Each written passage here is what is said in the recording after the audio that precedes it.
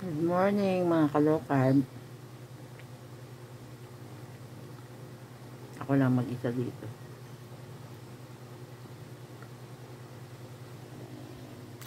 Nakain ako. Napal.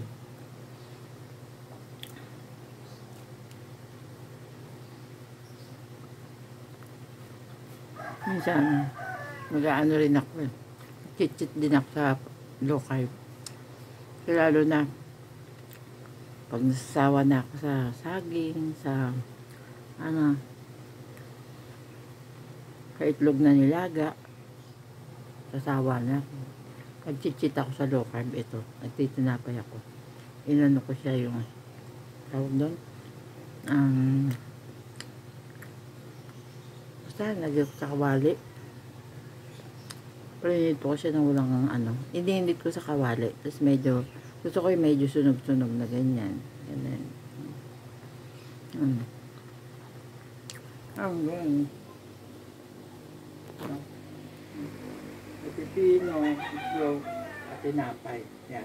Kita niyo ba mga kalokad? Yan. Medyo madilim. Kasi makulimlim sa labas. Chit-chit ako man sa ganyan. Kasi maya-maya inom na ako ng gamot. Di pwedeng walang laman yung tiyan ko. Tapos, ganyan. May black coffee. Yan. Black coffee. Yan. Kaping barako yan. Wala na kasi kaming kaping wala na kasing Nescafe. Buti na nakita ko yan. Sabi ko, maglaga nga kaya ako.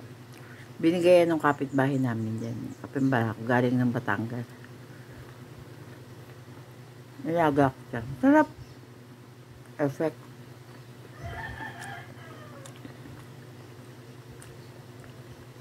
Anong oras na ba? 8:30 na.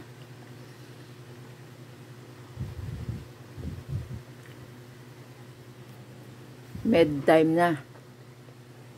Medicine time.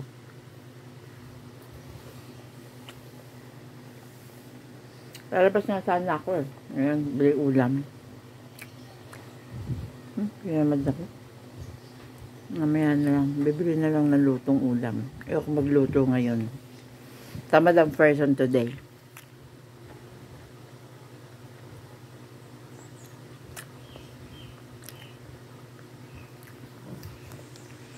Sarap lang ganito sa umaga. Stress free.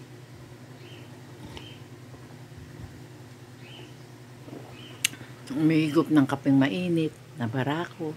Ganun.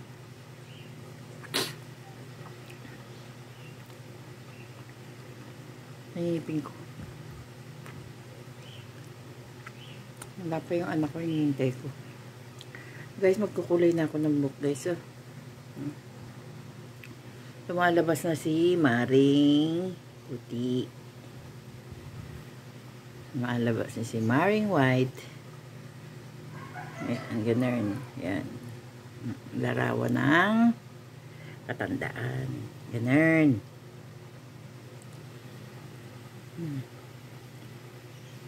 Mag-bleach ako eh. Mag-bleach ko to eh. Para pwede ko siyang kulayan ng ng any color.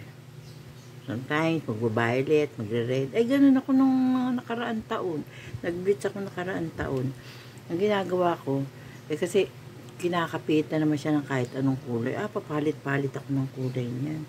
May red, may violet. Yung isa ngayon na ilagay kong kulay, yung hindi ko alam na hindi pala siya permanent. Kinulay ko siya, achieve ko siya, violet. Tuwan-tuwa ako. Tapos may kausap ako. Kausap ko yung BFF ko. Doon, Labeshi. Sabi niya sa akin, mainit nun, pinapawisan. Yung pawis ko kulay violet. Ano pala yun? Yung din, tutunaw.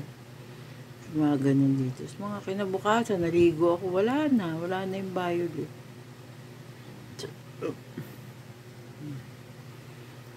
Buti na lang wala ako dun sa labas, hindi ko, ibig sabihin mga kausap ko mga mga kaibigan ko lang. Kung nagkataon yung mga kausap ko yun, sila senador, sila president, yung mga congressman. Hindi lalo na, Diyos ko, nakakahiya. Sabi mo, habang kausap mo sila, nag-uusap kayo ng mga yung tungkol sa DPWH. Mga kickback nyo ron. Ganun. Joke lang ha, joke lang. Diba? Tapos naguhulas yung kulay mo, violet.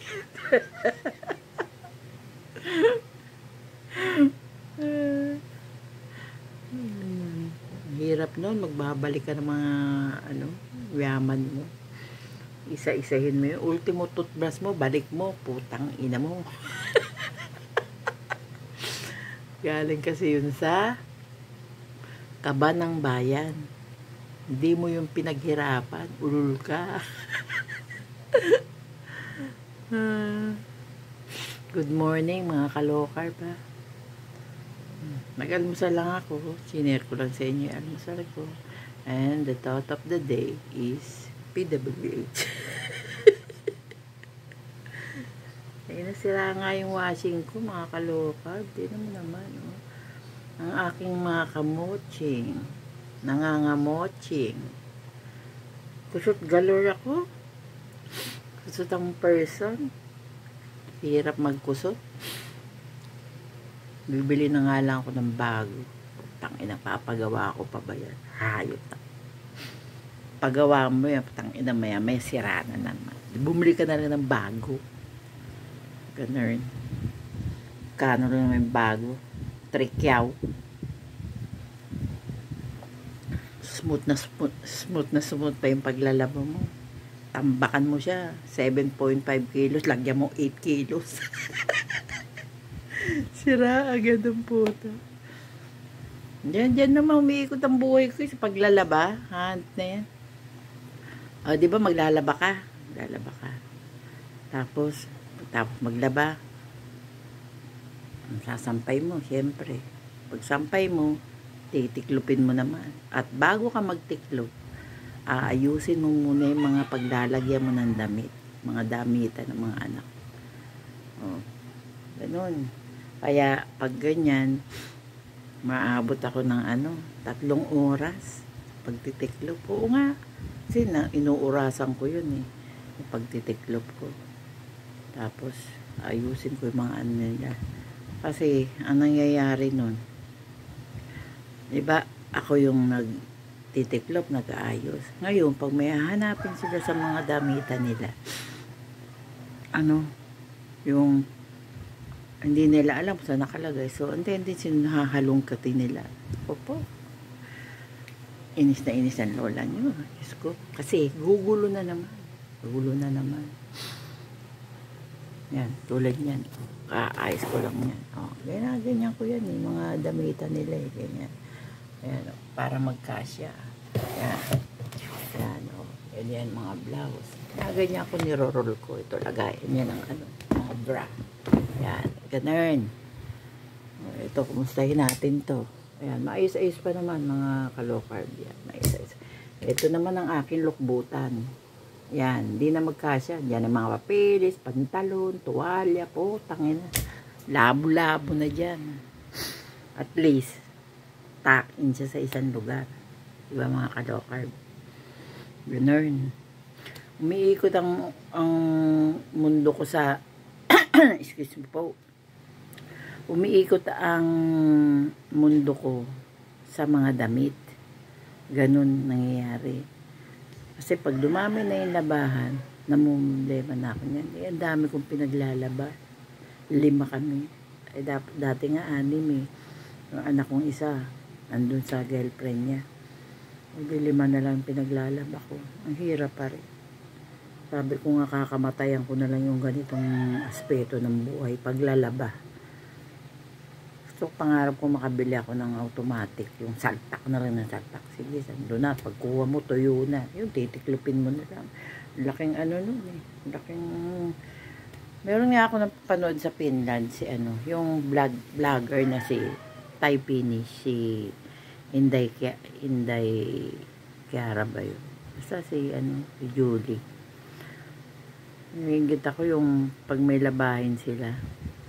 Salpak lang siya ng salpak, ganun. Tapos pagkuha niya, tuyo na. Tutupiin na lang niya. Ganun ang gusto kong peg. Kaso mahal yung ganun. Yung ano, yung mga automatic na ganun. Mahal yun. Cannot afford ang person. Ganun. Mamaya niyan, lalabang ko pa yung mga natirang ano, natirang labahan. Tapos meron pa ako natirang labahan. Ayun. Ayan. Lalabang ko pa ulit kasi para maagad. Kaya tinan mo ang kamuching ko. Uy, tsaka na. Putang na. Dati ano yan, yung maganda. Maano. Ngayon, pumayat ako. Sumabay sa payat yung ano ko, kamay ko. Tapos kumulubot. Ganon. Tapos ang dami nagsabi, hindi raw bagay sa akin yung ganitong payat. Kasi, siyempre, nanguluntoy ako. Ganon. Kaya anin ko naman yung hindi ako kuluntoy. Tapos, ang dami ko naman sakit. Tapos, cholesterol ko. Mataas na rin sugar ko. Tapos,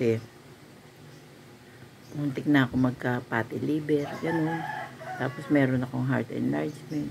Anin ko yung ganon na ano, kung may mga sakit naman ako. At least ngayon pumayat ako, nag-lessen na yung sakit ko. Kumbaga yung sakit ko naman reversible eh.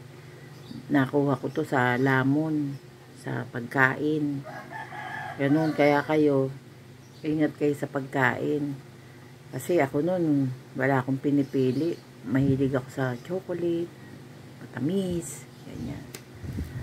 Pag nakakita ako ng chocolate, mga matamis, bibilin ko, kakainin ko yun. Eh, hindi na. Pigil na pigil ako. Bawal ako sa mga root crops. Tinapay, yan. Bawal sa akin yung tinapay. Kundi lang ako iinom ng gamot. Hindi ako kakain yan eh. Tapos nagpipish oil din ako ngayon. Kaya lang yung fish oil na nangyayari, nangangati naman yung aking tuhod. Ayan o, kakakamot ko. Ayan, nangingitim, tapos nagbabalat na. Ganun ang ano sa akin, side effect sa akin ng fish oil.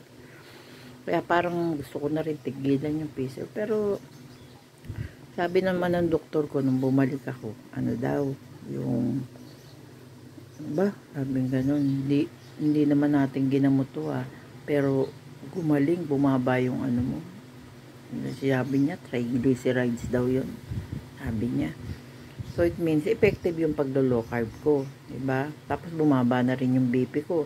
Dati akong 170/120. Ngayon na, anong pinakamababa ko. Doon sa ano ba to? Sa BP machine ng doktor ko. Diyan sa may ano is 130/80 ako.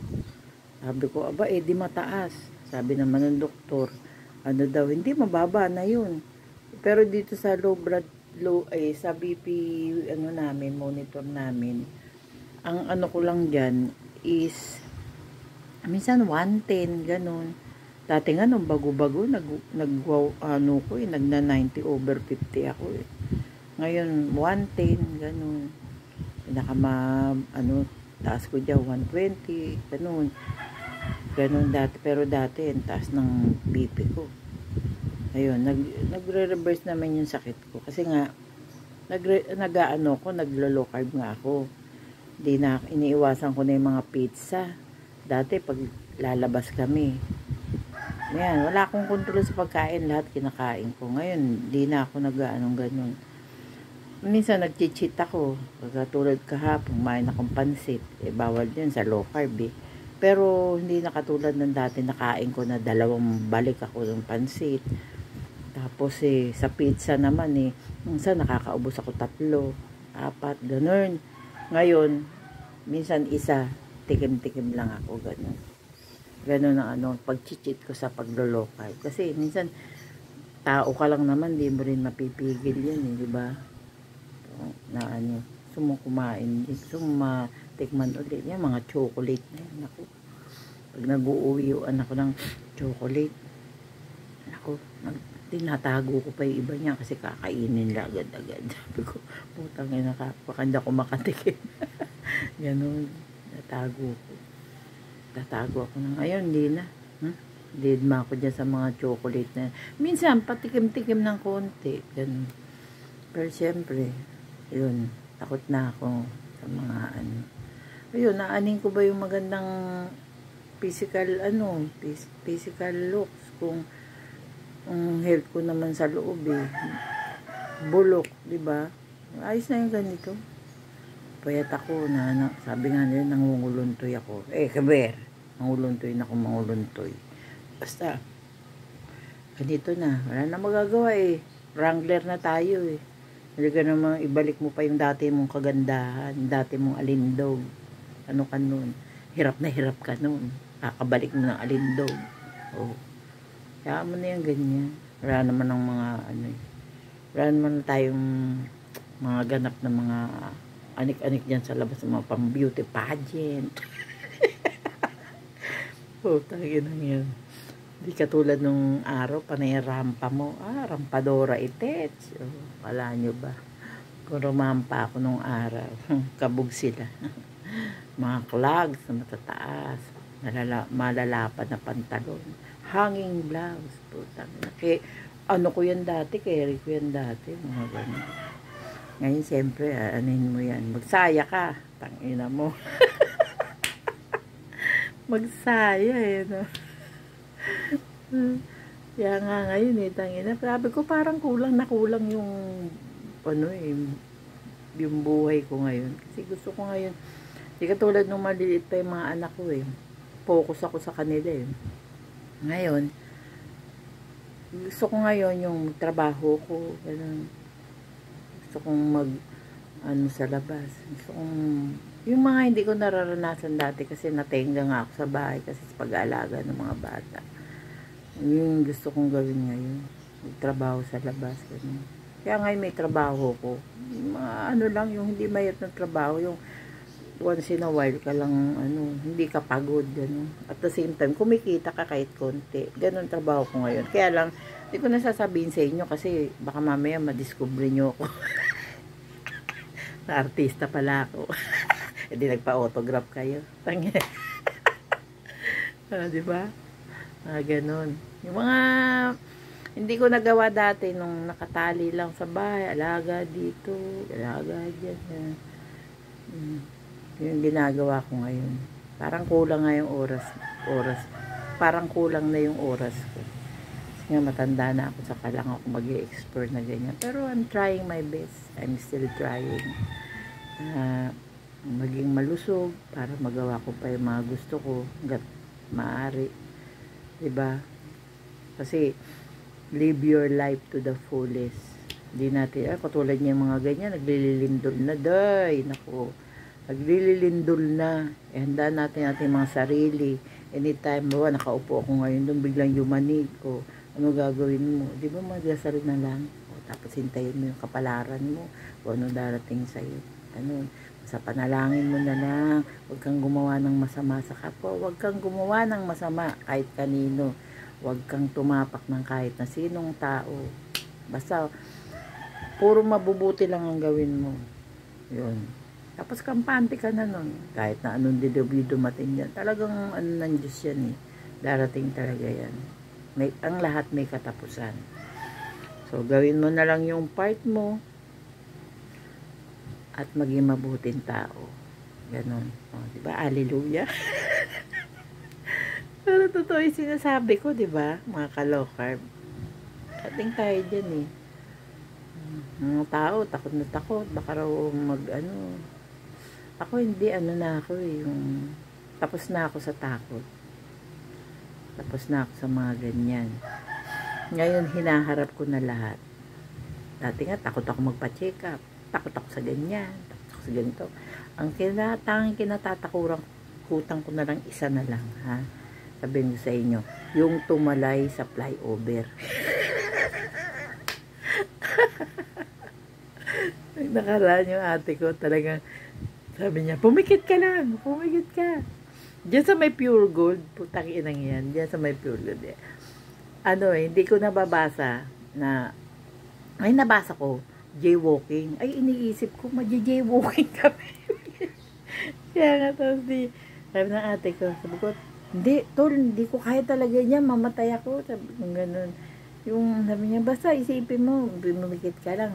Sabi ko, nako tol, psychologically kako, hindi mo ko mapapaano dyan. Kasi yun ang takot ko, psychologically, yung kahit na pumikit ako, siyempre alam kong tumutuloy ako doon, bigla na lang ako mapapaluhod noon. Ganun. Tapos di, sabi ng utol ko, sabi niya, sige na, dali na. O di napilit niya ako. Ako, yun na, pikit mata talaga ako, nanginginig ako. Yun, awa ng Diyos, nakatuloy ako. Tapos yung di masaya ako, nakaano. Pero nung pag ako lang mag-isa, na ano doon, kadalasan kasi mag-isa lang akong ngayon na lumalakad. Takot ako. Yun na lang kinatatakutan ko. Pero bukod doon, wala na. Kaya ko nang harapin lahat ngayon. Hindi na ako takot. Nervyosa ako nung araw. Kumbaga, inisip ko, ngayon pa ba ako mag-ano sa edad ko nung lahat nalampasan ko na. Hindi ko na, wala na akong dapat katakutan. Pati kamatayan din na rin ako takot.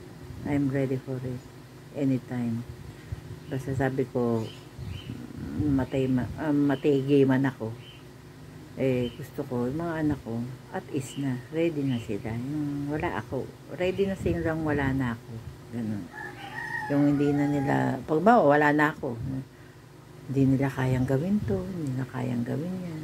Yun ang iniisip ko. Gusto ko matigay man ako, yung alam na nila gawin yan, paano dumiskarte, paano mabuhay, ganun.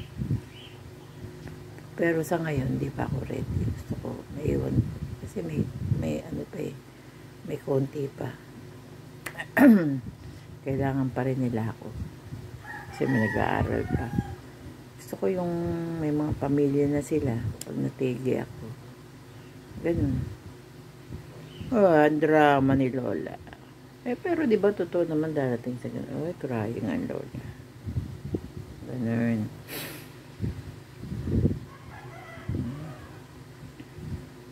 Tinititigan ko nga yung mukha kong ganyan. Tsaka. Wala akong pake. Ganun talaga buhay. Journey is a very, very long way. Kailangan lahat pagdaanan. Mamaya, ang gagawin ko mamaya. Ito, ikakabit ko yan doon. Yung kape ko lumamig na.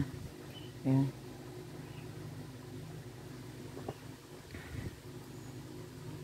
Ayun, hanggang isa lang naman ako sa tinapay. Mas mamaya-maya, iinom na ako ng gamot.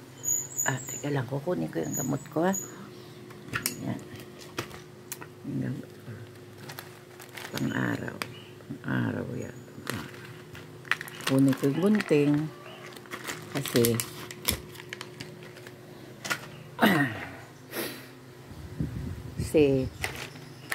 tatarya-taryahin ko yan.